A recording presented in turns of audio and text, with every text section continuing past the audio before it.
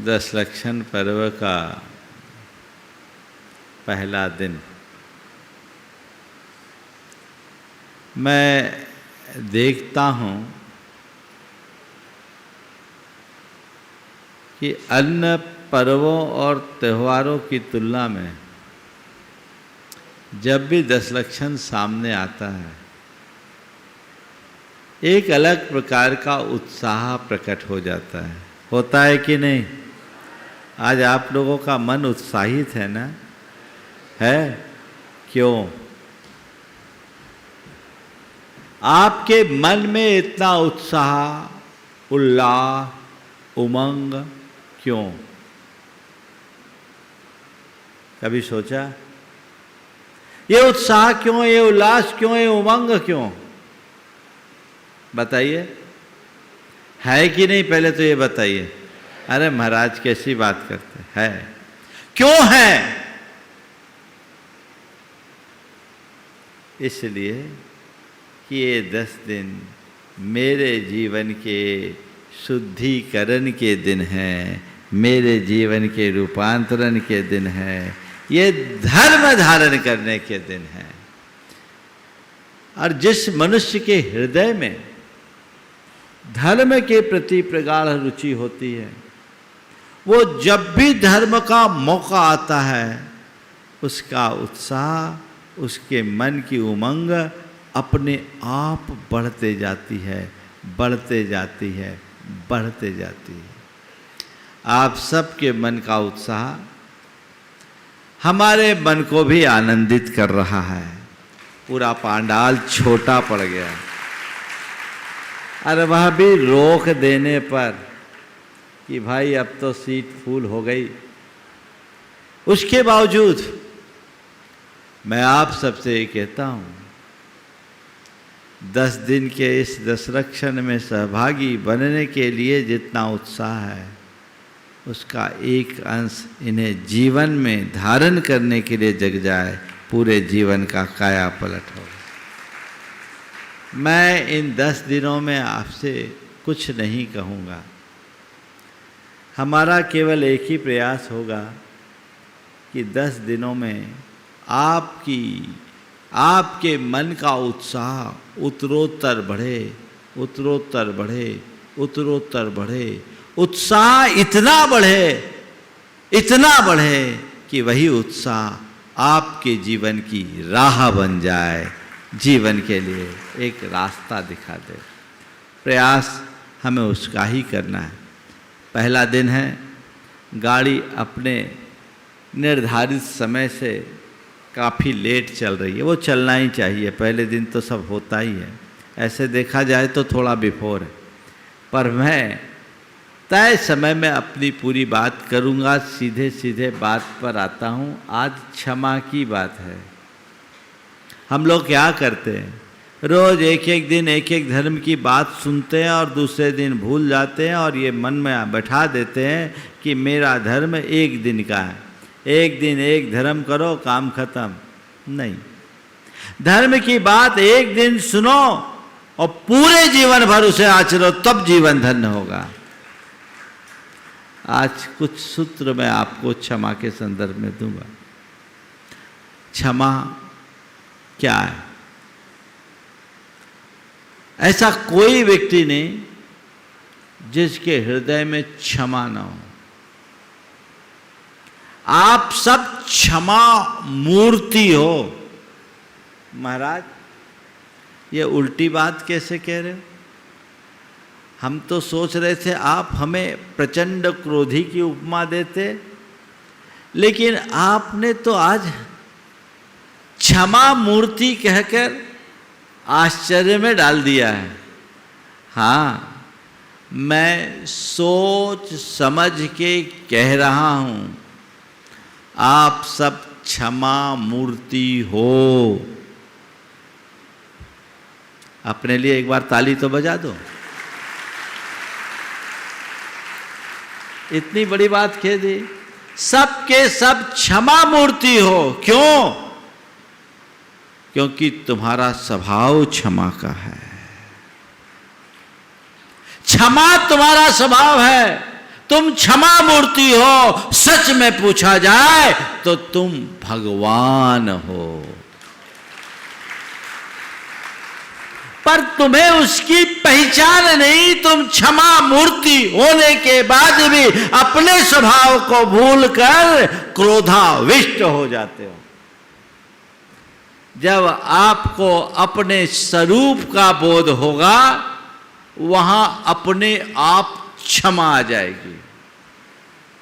समझ गए? तो बोलो मैंने सही बोला कि गलत? क्षमा मूर्ति हो कि नहीं? हाँ बोलो। हैं, क्षमा मूर्ति तो हैं, लेकिन अपने आप को कुछ और बना बैठे हैं। मैं चाहता हूं जो मैं हूं वही रहूं, अपने स्वभाव में रमूं। और ये स्वभाव किसी न किसी रूप में प्रकट भी होता है। आप सबके हृदय में 4 स्थितियों में क्षमा आती है। 4 स्थितियों में क्षमा। सबसे पहली क्षमा जहां आपका स्वार्थ होता है। कहीं स्वार्थ हो, वहां आप लोग बड़े क्षमा मूर्ति हो जाते हो। रोज का अनुभव है। दुकान में बैठते हो, ग्राहक दिमाग चाटता है, ऊपर से उठपटांग बोल देता है। आप लोग क्या करते हो? उस पर गुस्सा करते हो? क्या करते हो? हाँ, गुस्सा करते हो? मुस्कुरा के कहते हो कोई बात नहीं बहन जी, फिर आइएगा, नया माल आने वाला है। मैं बहन जी बोल रहा हूँ, इसका मतलब ये नहीं कि भाई जी नहीं करते, वो भाई जी भी हो सकते हैं, पर दिमाग चाटने का काम बहन जी हैं ज़्यादा करते, इसलिए मैंने प्रमुखता उल्लेख किया। कोई बात नहीं, आप फिर आइएगा। सामने वाला बोल रहा आपकी दुकान में तो कुछ है ही नहीं, 1 घंटे से 50 आइटम दिखा दिया, ऊपर से कहा जा रहा कुछ है नहीं, और इतना ही नहीं, 1 कदम और आगे आप तो लूट रहे हो। बोलो, सामान्य परिस्थिति में कोई तुम्हें लुटेरा कह दे तो तुम क्या करोगे? क्या करोगे? हाँ, महाराज कह के तो देखे, फिर बाद में पता लगेगा हम क्या करेंगे। छोड़ेंगे नहीं। लेकिन वह तुम्हें ऐसी बात कह रहा है, तुम चुपचाप सुन रहे हो। क्यों? ग्राहक है। ग्राहक के सामने हमें बड़े सलीके से पेश आने की जरूरत है। ग्राहक के साथ यदि हम विपरीत बर्ताव करेंगे तो पूरा धंधा ही चौपट हो जाएगा।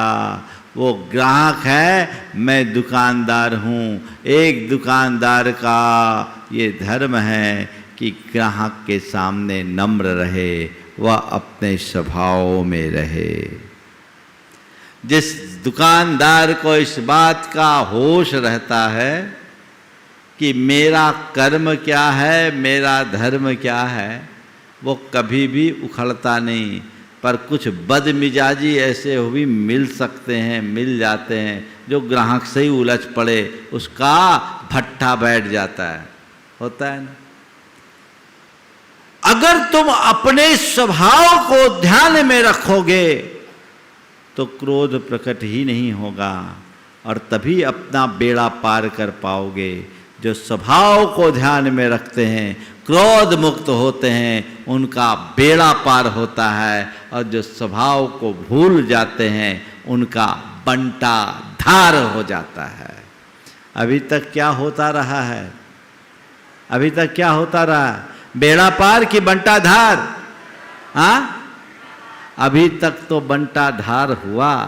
हे भगवान, अब मुझे बेड़ा पार करना है, और बेड़ा पार करने के लिए मैं क्षमा मूर्ति हूँ, इस भाव को याद करना है। कभी कभी दूसरे क्रम में आप लोग क्षमा रखते हो। कब? जब कोई मजबूरी आ जाए तब। दबावश, डरवश, प्रभावश। हकीकत में वो क्षमा नहीं, एक प्रकार का कॉम्प्रोमाइज होता है। अगर कोई किसी का बॉस हो वो अपने सब ऑर्डिनेट को झाड़ रहा हो। क्या करते हैं आप लोग? हाथ जोड़ के मुंडी नीचे करके चुपचाप खड़े, जी सर, जी जी जी, इसके अलावा कुछ? सामने वाला गालियां दे रहा है, अपशब्दों की बौछार लगा रहा है, फिर भी चुप। क्यों? इतनी सहनशीलता कहां से आ गई? कोई प्रवचन में सुन के आए? अरे महाराज इतनी सी बात आप भी नहीं जानते, बॉस से उलझेंगे तो खाएंगे क्या, है ना? तो महाराज जी बॉस तो बॉस है, उसकी बात तो हमें सुननी ही पड़ती है, और सुन के हम उसे अनसुना भी नहीं कर सकते, मानना पड़ती है, चाहे वह मेरे मन के अनुकूल हो तो और मेरे मन के प्रतिकूल हो तो, क्योंकि जो मेरा बॉस है उसकी बात मानना मेरा कर्म है, मेरा धर्म है। मान लिए? जो बात बॉस कहे वही बात घर में आकर तुम्हारा बाप कहे, बर्दाश्त करोगे? अब तुम्हारी बीवी बच्चे कह दे, बर्दाश्त करोगे? दूसरों की बात को तुम झेल लेते हो, अपनों की बातों को झेल नहीं सकते, क्योंकि तुम्हें इस बात का ध्यान है ये मेरा बॉस है, इसके साथ बदसलूक करेंगे मेरा कैरियर बिगड़ जाएगा। जिस दिन तुम्हें ये ध्यान में आ जाए ये मेरा बाप है, ये मेरा भाई है, ये मेरी पत्नी है, ये मेरा बेटा है, इसके साथ यदि हम गलत बोलेंगे तो मेरा संबंध बिगड़ जाएगा, जीवन अपने आप संवर जाएगा। कैरियर ना बिगड़े इसकी तुम्हें चिंता है, संबंध बने रहे इसकी चिंता क्यों नहीं? कैरियर ना बिगड़े इसकी तुम्हें चिंता है और तुम उसके प्रति सावधान रहते हो, संबंध ना बिगड़े इसकी तुम्हें चिंता क्यों नहीं? जिस दिन ये चिंता होने लगेगी तुम्हारे जीवन के लक्षण बदल जाएंगे और तभी 10 लक्षण सार्थक होंगे। अपने संबंधों के प्रति जागरूक रहो। सामने वाला भारी तो गुस्सा, क्यों इससे पंगा लेंगे तो मिट जाएंगे, ठीक है भैया, तो ये समझो पंगा किसी से लोगे मिट जाओगे। भले आज तुम भारी दिख रहे हो, कल तुम्हें कहीं ना कहीं कमज़ोर तो होना पड़ेगा। सच्चे अर्थों में गुस्सा करना हमारे जीवन का हल्कापन है। जिसका व्यक्तित्व हल्का होता है, उथला होता है, वही बात बेबात में गुस्सा करता है। जो धीर धीर गंभीर होते हैं वे छोटी मोटी बातों को तो सहज पीने की सामर्थ्य विकसित करते हैं। तो आप कभी मजबूरी में गुस्सा करते हो, है ना? एक बार की बात, एक आदमी जा रहा था, उसके स्कूटर से छींटा उछता, बरसात का समय था, और वह एक पहलवान के कपड़े में लग गया, एक व्यक्ति के कपड़े में लग गया। कपड़े गंदे हो गए, सफ़ेद कपड़े पहने थे। जोर से वाले, अंधा है क्या, दिखता नहीं? सामने वाले ने अपनी स्कूटर रोकी, बाइक थी, बाइक रोकी, पीछे की तरफ मुड़ा तो देखा इलाके का डॉन था, इलाके का डॉन था। मुड़ के देखा, क्यों जी क्या बोलते हो? बोले कुछ नहीं, पूछना चाहते हैं आपको लगी तो नहीं? आपको लगी तो नहीं? अभी जो गुस्सा था वो सारा गुस्सा हवा हो गया, क्योंकि सामने वाला मुझसे भारी है। बस एक बात ध्यान में रखो, जो गुस्सा में भरता है वो हल्का हो जाता है, और तुम हल्के हो तो सामने वाला भारी है। बस इतनी बात मन में बिठा दो, सामने वाला भारी है, मैं गुस्सा कर रहा हूँ, मैं हल्का हूँ, क्षमा अपने आप आ जाएगी। कुछ करना पड़ेगा क्या? ये मजबूरी की क्षमा क्षमा नहीं है। तीसरे स्टेज में कई लोग क्षमा करते हैं, कब? भड़ास निकाल कर। क्या? भड़ास निकाल कर जितना बोलना बकना है बक लिया, ठोकना भी है तो ठोक दिया। बाद में कहते हैं जा तुझे क्षमा किया, माफ किया। अरे अब क्या माफ किया, अब बचा क्या? पूरी कसरी निकाल दी, अब बंदूक की सारी कारतूस बाहर हो गई। उसके बाद कहते कि अब मैं नहीं मारूंगा तो क्या होगा? नहीं, भड़ास निकाल करके भी यदि आप किसी को क्षमा करते हैं तो वो क्षमा नहीं है, ये कुछ पल के आवेग की शांति है। सच्चे अर्थों में तुम्हारे हृदय में क्षमा हो तो भड़ास होनी ही नहीं चाहिए। ये जो तुम्हारे अंदर का विकार है क्रोध, यही तुम्हारे अंदर की भड़ास है जो तुम्हारे चित्त को उद्वेलित करता है। काश हम अपना प्रतिक्रमण करें और प्रत्याख्यान करें, अंदर की सारी भड़ास को स्थायी रूप से निकाल दें तो हमारे जीवन का काया पलट हो जाए, हमारा जीवन धन्य हो जाए। भड़ास को निकाल दो, फिर तो कभी ये नहीं अंदर से क्रोध ही खत्म हो गया तो क्षमा ही क्षमा है। आज जिस क्षमा की बात मैं आपसे करना चाह रहा हूं, जो वास्तविक क्षमा, जैसे उत्तम क्षमा का नाम दिया गया, वो क्या है?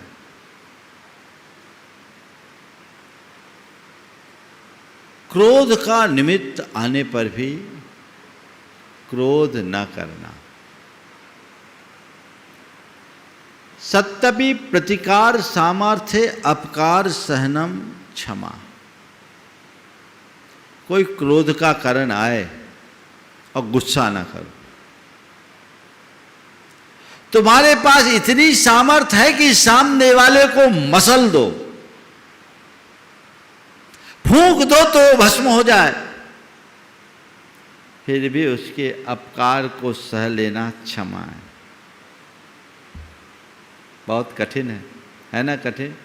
हाँ, सच में जिसके अंदर इतनी सहिष्णुता आ गई उसका जीवन धन्य है। हमारे अंदर की क्षमा दूसरी तरफ बहती है।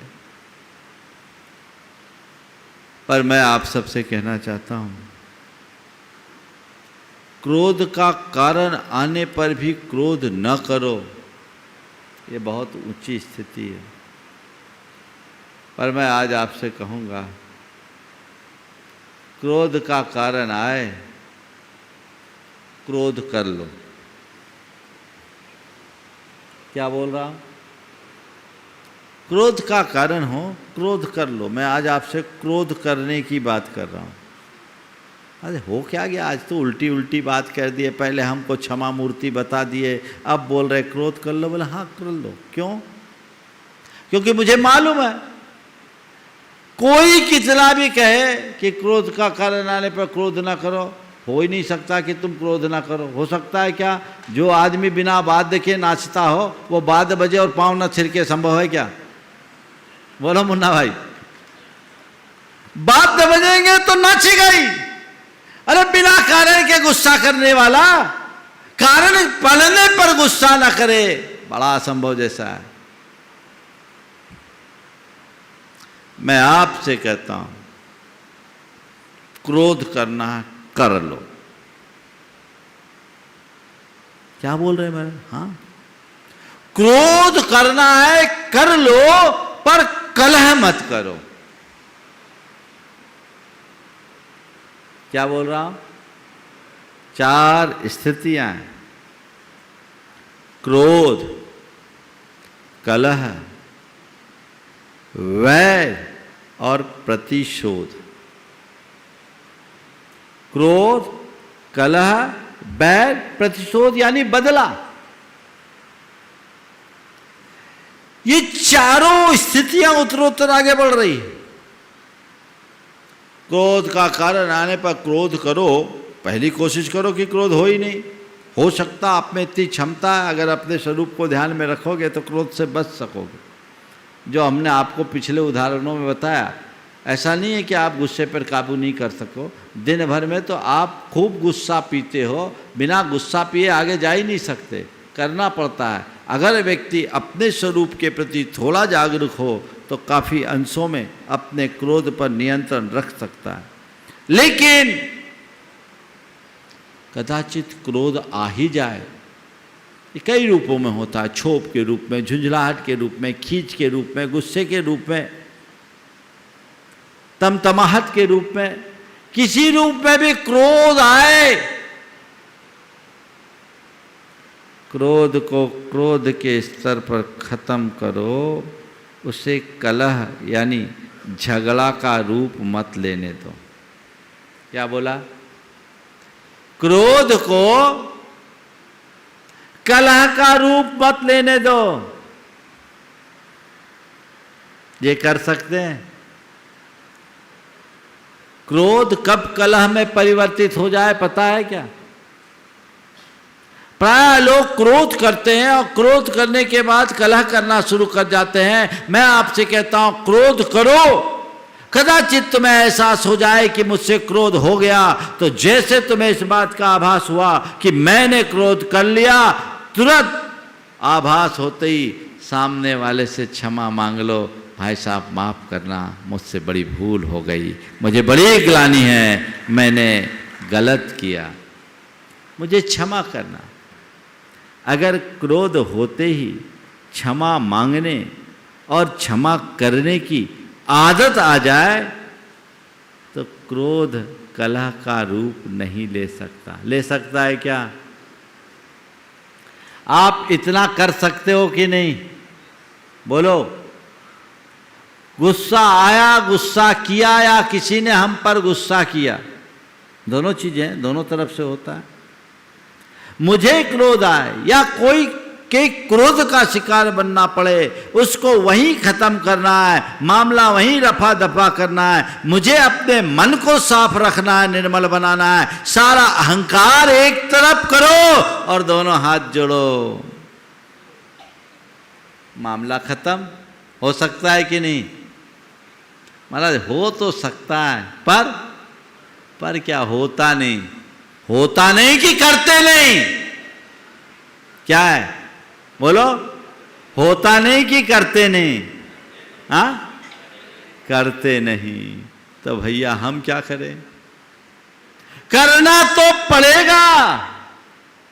आज घर परिवार में तुम जिनके साथ रहते हो, जिनके साथ तुम्हारे लिए जीना मरना है, जिनके साथ उठना बैठना है, जिनसे तुम्हारा रिश्ता नाता है, कोई दो चार प्रसंग ऐसे बनते ही हैं जिसमें आपसी मतभेद होते हैं और उस मतभेद में एक दूसरे के विरुद्ध टीका टिप्पणी, आरोप प्रत्यारोप भी हो जाते हैं। आज मन में संकल्प लो कि उस व्यक्ति से पहले हम क्षमा मांगेंगे और उस व्यक्ति को हम क्षमा करेंगे, झगड़ा खत्म। यदि उसकी गलती हमारी गलती है तो हम क्षमा मांगने में संकोच नहीं करेंगे,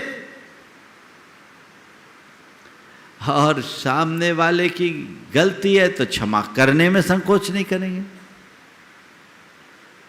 कर सकते हैं कि नहीं? बोलो। क्षमा मांगते और करते ही तो झगड़ा खत्म हो जाता है। होता है?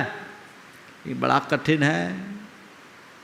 कदाचित क्षमा मांगना तो फिर भी सरल, क्षमा करना तो बड़ा टेढ़ा है।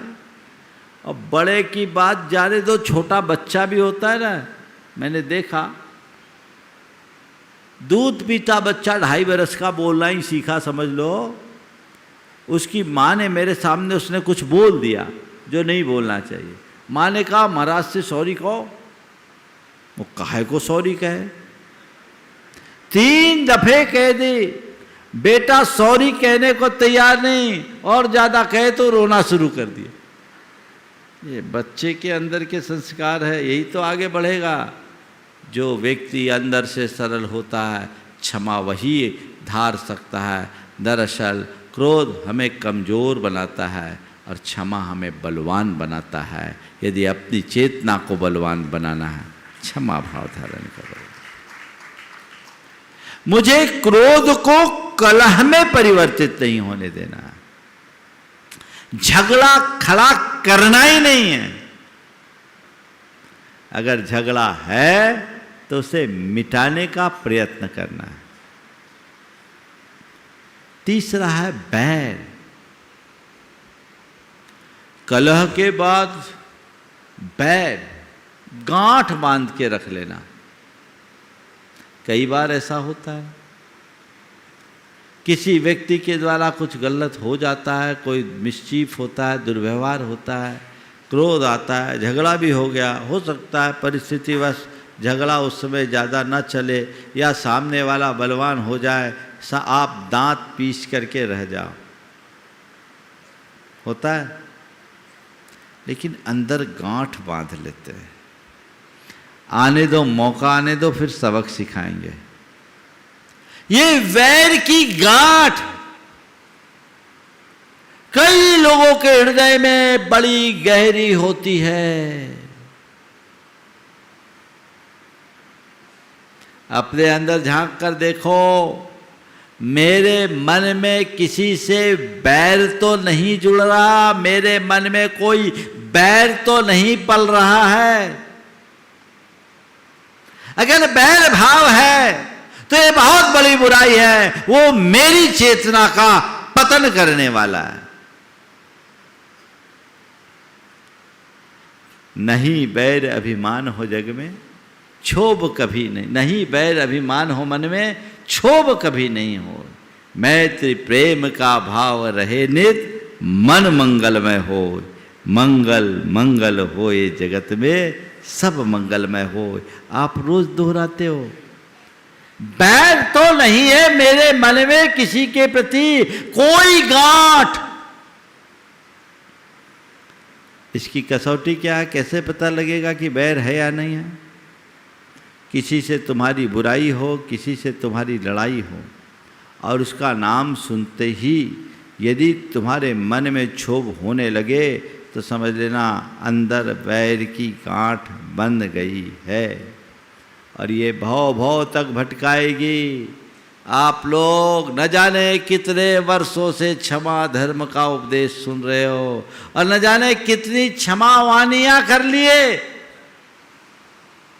लेकिन हो सकता है इस सभा में कोई ऐसा व्यक्ति भी हो जिसके मन में किसी के प्रति वैर की गहरी गांठ हो। मैं आपसे कहता इस गांठ को खोल देना, क्योंकि ये गांठ हमारे जीवन को छोटा बनाती है। एक धागे में जितनी गांठ लगाओ, धागा छोटा होगा। तुम्हारे मन में जितना प्रबल बैर होगा, जीवन उतना क्षुद्र होगा, सोच छोटी होगी। मैं एक स्थान पर था, हमारा प्रवास था। प्रवास क्या, चातुर्मास था। और चातुर्मास में वहाँ के दो व्यक्ति थे जो रिश्ते में आपस में समधी थे, पर घोर प्रतिद्वंदी। दोनों एक दूसरे के प्रबल विरोधी, और समाज की पूरी राजनीति के धुरी भी वही दो थे। दोनों पैसे वाले थे, बराबरी के थे। जैसे आजकल भारतीय जनता पार्टी और कांग्रेस जैसा पक्ष, सत्ता पक्ष और विपक्ष का हाल होता, वैसे ही उन लोगों का। हमारा प्रवास हुआ। लोगों ने कहा, महाराज जी यदि ये दो एक हो जाए तो हमारी समाज के लिए बहुत बड़ी उपलब्धि होगी। मैंने सुना, हमने कहा ठीक है, देखो वक्त आएगा तो देखेंगे। संयोग से दोनों धार्मिक थे। चौका लगाना, आहार दान देना, बढ़ चढ़ करके काम करना। एक के यहाँ हमारा आहार हुआ। वो उस समय समाज का अध्यक्ष था। आहार के बाद जब वो बैठा, मैंने एकांत पाकर उससे चर्चा छेड़ी। आपको क्या बताऊं, जैसे ही मैंने उसका नाम लिया, एकदम तुनक कर कहा, महाराज उस आदमी का नाम मत लीजिए, उसका नाम सुनते ही मेरे अंदर आग लग जाती है। महाराज जी माफ करे, उस आदमी का नाम मुझसे मेरे सामने मत लीजिए, उस आदमी का नाम सुनते ही मेरे अंदर आग लग जाती है। हमने कहा ठीक है भैया, कहाँ आग लगी, माफ कर मैंने आग लगा दिया, पर मैं कहता हूँ आग लगी तो कोई बात नहीं, थोड़ा पास में आ जा, सर्दी बहुत है, मैं थोड़ा ताप लूँ, मेरी सर्दी दूर हो जाए। नहीं नहीं महाराज, वो आदमी सही नहीं है, एकदम थर्ड क्लास आदमी है, बड़ा घटिया आदमी है।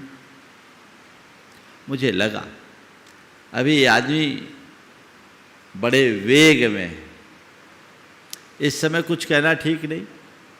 ठीक है, मैंने बात को डाइवर्ट किया, इधर उधर की बात की, पर काम तो मुझे करना ही था, काम मुझे करना था। इधर उधर की बात करके फिर धीरे धीरे मैंने उससे कहा, भाई मेजर ऑपरेशन के पहले एनेस्थीसिया जरूरी होती। कुछ कथा प्रसंग सुनाया, उसके मन को ठंडा किया।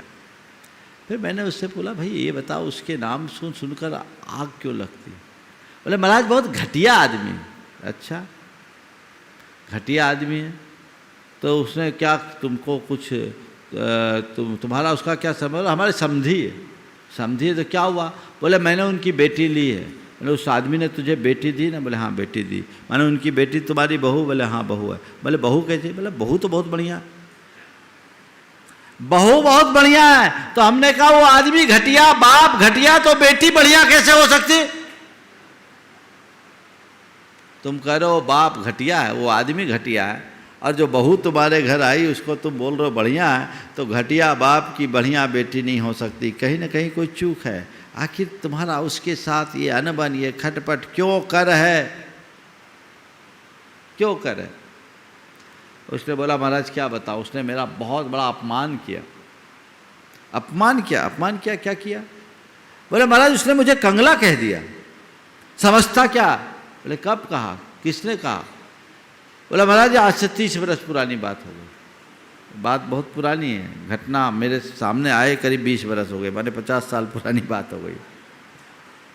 30 वर्ष पहले। बोले क्या कहा, आपसे कहा? बोले नहीं उसने मुझसे नहीं कहा, लोगों से कहा, लोगों ने मुझे बताया। क्या बताया भैया आपने? कभी इसकी जांच पड़ताल कर ली? नहीं महाराज हमारे भरोसेमंद आदमी ने बोला ऐसा हो नहीं सकता, मुझसे कंगला कह दिया, मुझे ऐसा कह सकता है, मेरी औकात नहीं जानता, वो मुझे पहचानता नहीं है, क्या समझता मुझे, ऐसा वैसा आदमी समझता। महाराज मैं उससे मतलब ही नहीं रखता, ये तो बेटी उसने दी ठीक है, बहू है, बाकी मेरा घर बस रहा है, बढ़ रहा है इसलिए, लेकिन वो आदमी किसी लायक नहीं है, मैं उसे फूटी आँख मुझे वो नहीं सुहाता। ठीक है भाई थोड़ा शांत हो। क्या बोला तुझे? कंगला बोला? किसने बोला? क्या बोला ये तो बताओ। 30 वर्ष पहले तुमने बोला और आज तक तुम्हें याद है? कभी तुमने उस व्यक्ति से बात करने की कोशिश की कि तुमने ऐसा क्यों बोला, और बोला भी है कि नहीं बोला? बोला ये सब कहने की क्या जरूरत? बोले नहीं ये बात ठीक नहीं है। तुमने जो भी अपने मन में निर्णय लिया, निर्णय तुम्हारा है, तुम इसको अंदर इस जहर को पाल के रखना चाहते हो, पालो, नुकसान तुम्हारा होगा। लेकिन मैं तुमसे इतना ही कहना चाहता हूँ, कोई भी काम हड़बड़ी में नहीं करना चाहिए। तुम्हें कम से कम बातों को समझना चाहिए। बात क्या थी आप सुन करके हंसोगे। वो उस जमाने की बात थी जब शादी ब्याह होता था तो बाराती जाते थे, और बाराती जाते थे तो वर पक्ष के लोग वधू पक्ष के लोग को परेशान करते थे। सर्दियों में शादी हुई, सर्दियों में दिसंबर के महीने में शादी हुई, और कुछ लोग थे जो वर पक्ष के सुबह से परेशान कर रहे थे। अब रात के 12 बजे वो दही की लस्सी मांग रहे। अब लोगों ने आकर के लड़की के बाप से कहा कि ये 7-8 लोग हैं, बहुत परेशान कर रहे हैं, और ये सुबह से परेशान कर रहे, पता नहीं कैसे कंगले लोग हैं, जैसे कुछ खाए नहीं, अभी लस्सी मांग रहे, क्या करें। उन्होंने जो भी कहा होगा, ये बात सामने वाले के पास पहुंच गई। बोले ये बात, उसने तो ये बात बाद में मुझे मालूम पड़ी जब दूसरे से बात किया। मैंने उसे समझाया, उसके मन को शांत किया, उसने बोला महाराज मैं तो बात नहीं कर सकता उससे, मैं इस लायक उसे मानता ही नहीं। बोले तू बात मत कर, मैं बात कर लूँगा। अब बात करना नहीं है, बात बनाना है, और तुम्हें एक ही बात का संकल्प लेना है, इस मामला को निपटाना है। अभी तक खूब बैर पल गया, पता नहीं ये बैर आगे गया तो तुम्हारा सारा धर्म कर्म चौपट हो जाएगा। किस अर्थ का तुम्हारा पूजा पाठ, किस अर्थ का तुम्हारा व्रत उपवास, किस अर्थ का तुम्हारा दान पुण्य, ये सब व्यर्थ है यदि अंदर ऐसी कसाई की गांठ बांध के रखोगे। वो गया। उसके बाद मैंने दूसरे को बुलाया, मैं बात को समेट रहा हूँ, मुझे पूरी बात करनी है। उसको समझाया, वो भी वैसे ही था, दोनों एक से बढ़कर एक थे। तब तो 30 बरस का झगड़ा खिंचा हुआ था। फिर मैंने उसको समझाया, वो भी राजी हुआ, और दोनों को मैंने बुलाया बंद कमरे में। एक दूसरे पर पहले तो बड़े भड़ास निकली, आरोप प्रत्यारोप निकला हुआ। फिर जब सारी भड़ास निकली, मेरे संबोधन से दोनों का मन ढीला हुआ, और मैंने दोनों को गले लगाया।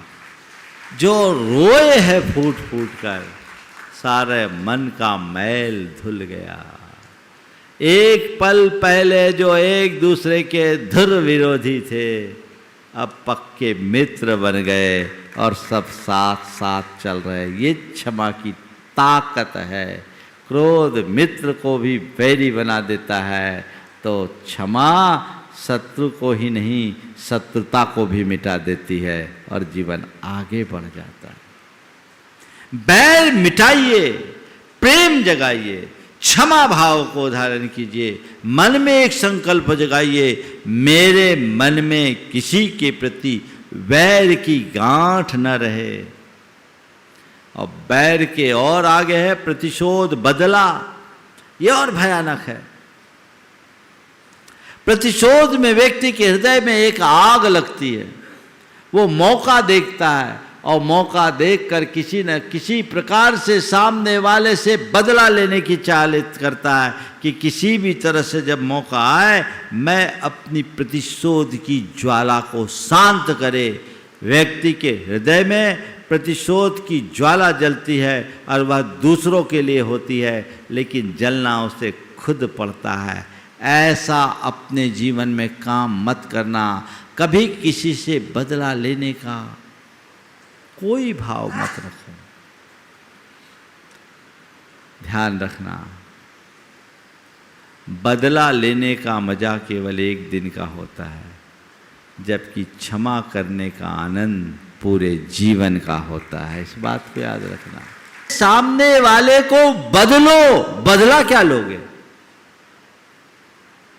बदला लेने का क्या मजा? मजा तो तब है जब सामने वाले के दिल को बदल दो। यदि तुम्हारी सोच बदल जाए, क्षमा का भाव तुम्हारे हृदय में आ जाए, तो मन में कोई झगड़ा नहीं, कोई बैर नहीं, कोई बदला का भाव नहीं, जीवन ही बदल जाएगा। अपने जीवन को बदलने का सत्प्रयास हम सबको करना है, और आज से उसकी शुरुआत हुई है। आज दशरक्षण धर्म का पहला दिन है। आप सबका उत्साह देखते बन रहा है। इस उत्साह को उत्तरोत्तर वृद्धिंगत करें। आप सबके उत्साह में ऐसी ही वृद्धि होते रहे, इस पुनीत भाव के साथ।